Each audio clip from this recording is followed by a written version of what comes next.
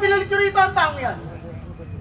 Mahal na Gobernador, sinasabi po ng taong iyan na siya ay anak ng Diyos.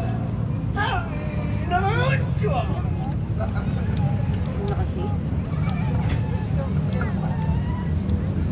Jesus, ikaw nga ba ang hari ng mga ito? Ano ba'y nanggaling sa iyo? Kung may nakapagsabi lamang. Kung gayon, sa kang ang hari. Ngunit nasaan ang iyong kaharian? Nasaan ang iyong trono? Nasaan? Wala rito ang aking kaharian. Dahil kung narito ay matagal na akong pinatanggol ng aking mga anghel. Dito lamang ako upang maghayag ng katotohanan. At ano ba ang katotohanan? Ang katotohanan na siya ay isang kulaan. Kumigil ka! Hindi ikaw ang aking kinakausap. Hindi ko siya maaaring hatulan ng kamatayan. Sapagkat wala akong nakikita kasalanan sa taong ito. Maliban na lamang na siya'y nagpapanggap na hari ng mga Hudyo. Ipahampas ko ang inyong hari. Baka sakaling matauhan ang inyong hari. Bawal!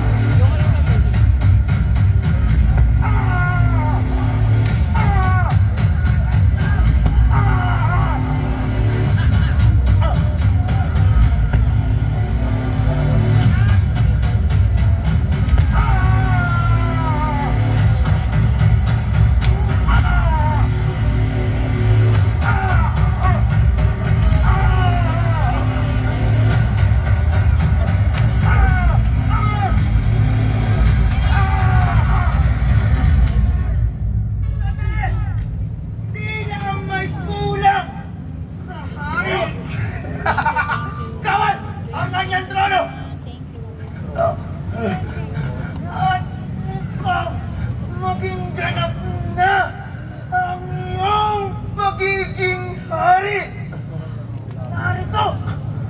Isang puro ng tinig! Ipinabot pa sa iba't ibang uri ng dumi ng mayat! At sa sining na puyo upang maranasan mo ang api at sakit ng di ba nararanasan. Narito! Narito! Tanggapin mo!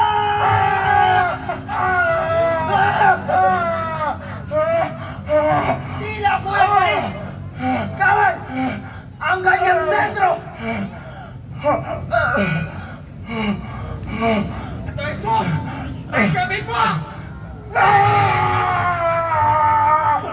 At para kumulado na! Narito! Ang iyong tuliga! Isa ka ng ganap na hari ng Hodea! Tapos siya ang kanyang paghihirap! Ese! Homo!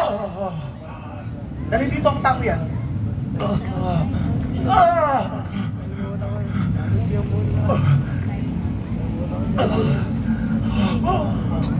Mangusap ka. Maaari kitang palayain. O ipapako sa krus. Ayan ay iyong lamang nasasabi. Sapagkat ipinagkaloob sa iyo ng Ama ang iyong kapangyarihan. Kapag pinalaya mo ang taong yan ay nangangahulugang Kalaban ka na sa May kagalan tayo! Tuwing araw ng Paskwa, ako'y nagpapalaya ng isang bilanggo.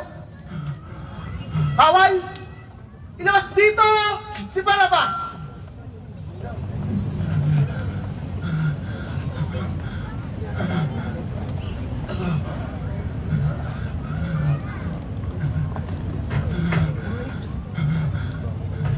Sino ang gusto niyong palayain ko? Si Barabas na isang pusakal? O si Jesus na inyong hari? Si Barabas! Si Barabas! Si Barabas! Si Barabas! Si Barabas! Si Barabas! Kawal! Palayain si Barabas. At ano ang gagawin ko? Ipakita mo! Kamatayan! Kamatayan!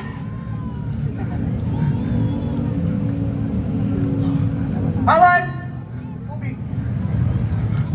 Katulog.